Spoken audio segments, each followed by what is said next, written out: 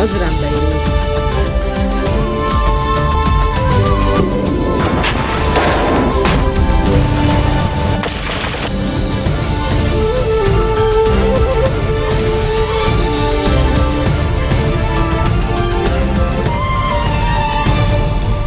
Good afternoon. You're watching the English newscast on Future Television. I'm Yumna Naufal, and these are today's top stories. A suicide bomber blows himself up in a mosque in Saudi Arabia's southern province of Asir, killing 17 people. The 16th dialogue session between Hezbollah and the Future Movement tackles proposals to resolve the political crisis.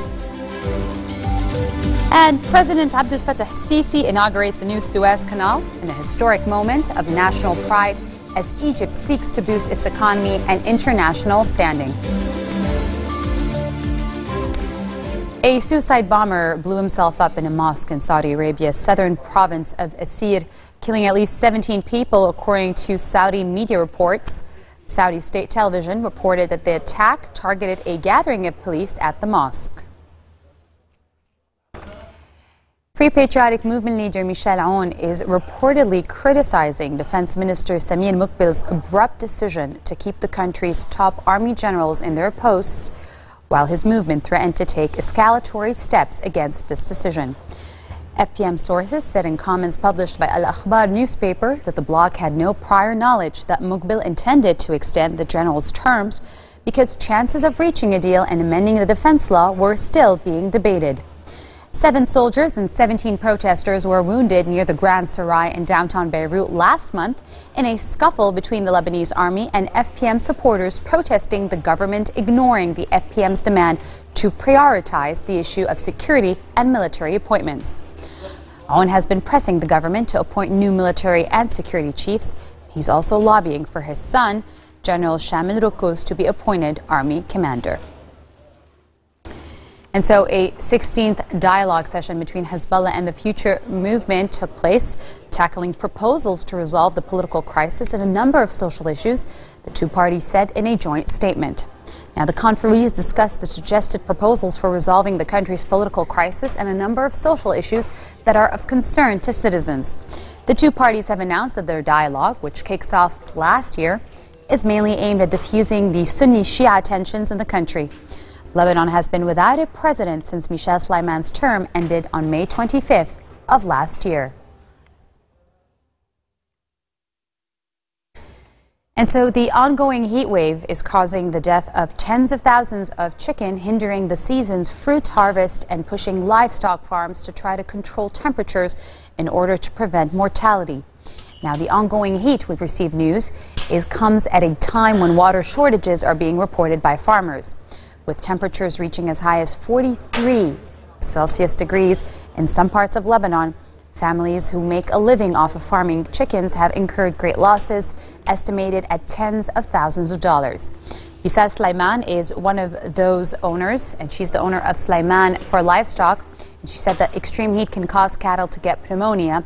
And if a farm does not take the appropriate measures to control temperatures, cattle begin to drink excessive amounts of water, which can lead to infections in the respiratory system.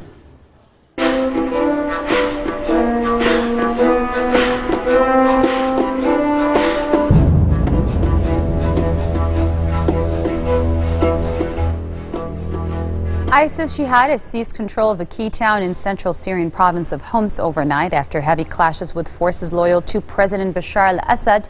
The violent group started the attack on Wednesday morning when 3 suicide bombers targeted pro-regime checkpoints at entrances to the city. According to the Britain-based Syrian Observatory for Human Rights, ISIS seized Al-Qaraitian town in Homs after violent clashes with pro-regime forces.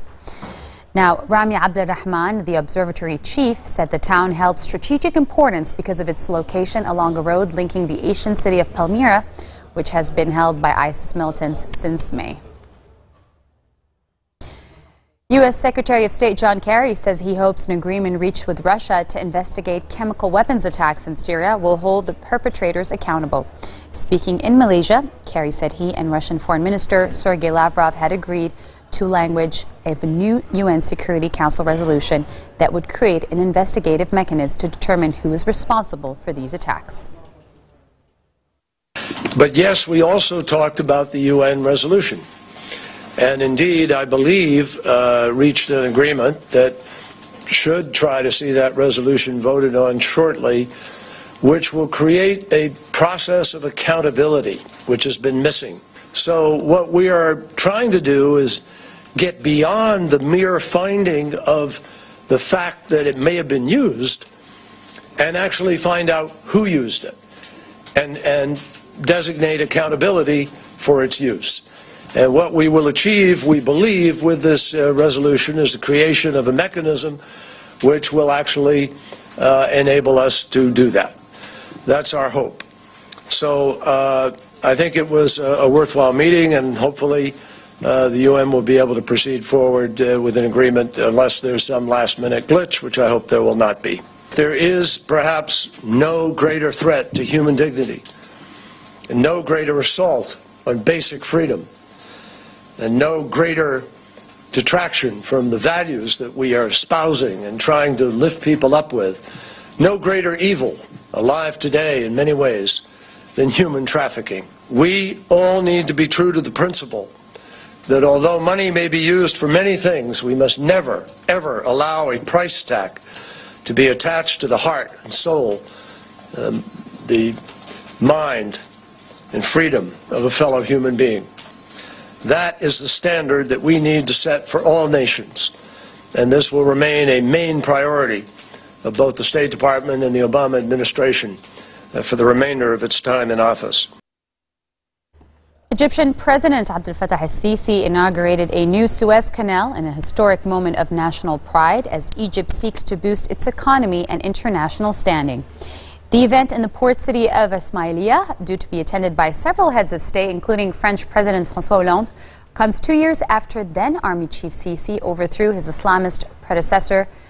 Sisi broke ground on the project last August after being elected president on promises of strengthening security and reviving a dilapidated economy. Initial timeframe estimates puts construction of the new route at up to 3 years, but Sisi set an ambitious target of just 1, meaning that it is being touted as a landmark achievement, rivaling the digging of the original 192-kilometer canal, which opened in 1869 after almost a decade of work. Coming up next, Malaysia confirms that plane debris found on the Reunion Island is indeed from MH370. Stay tuned, we'll be right back.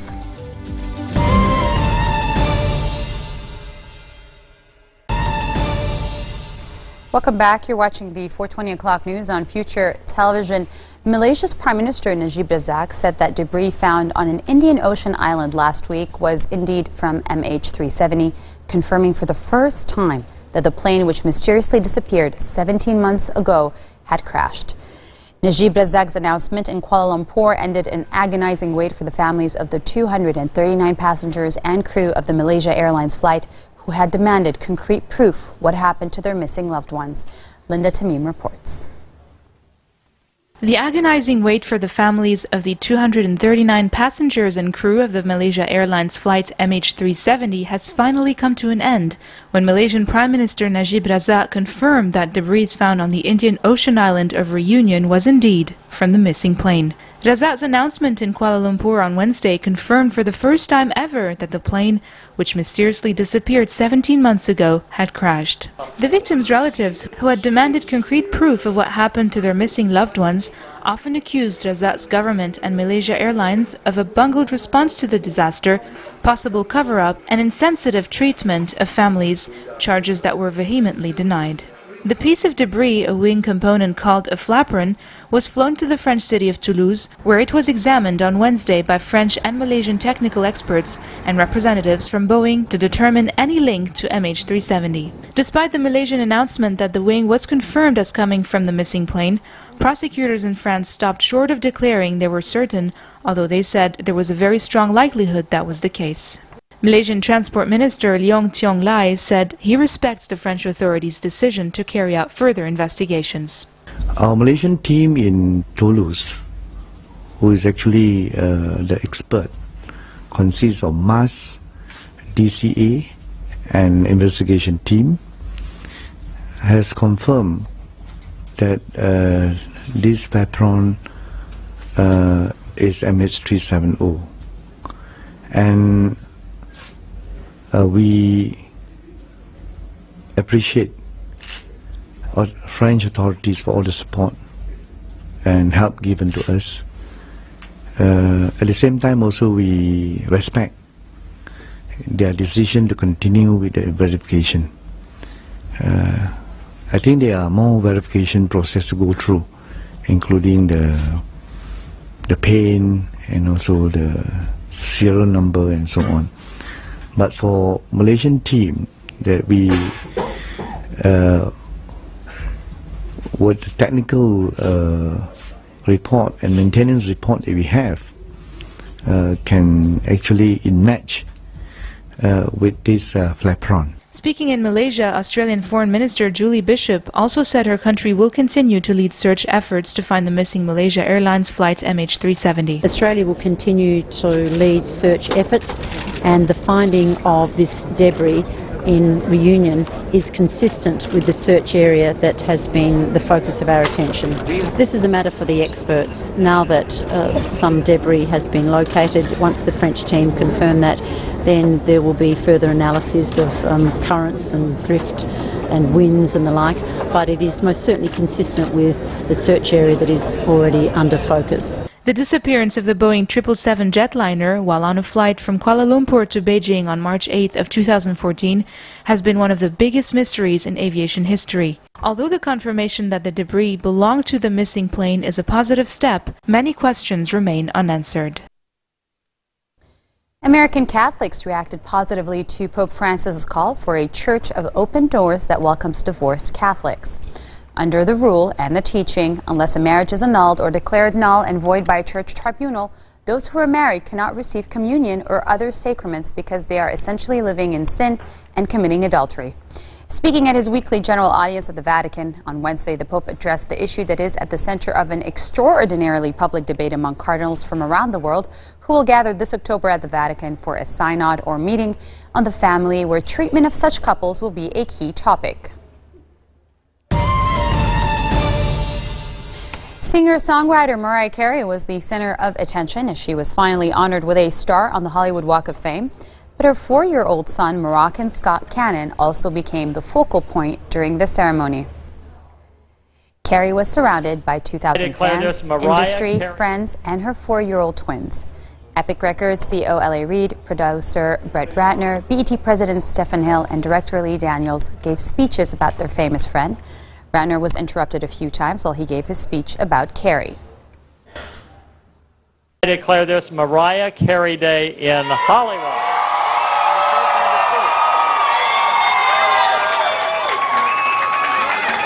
Thank you so much. Wait, Rocky wants to talk. Should we let him talk for a minute? I don't know what he wants to say. I love you, Mommy.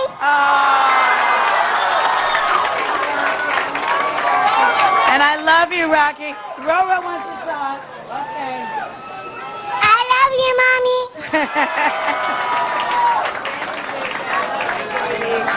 I love you, babies.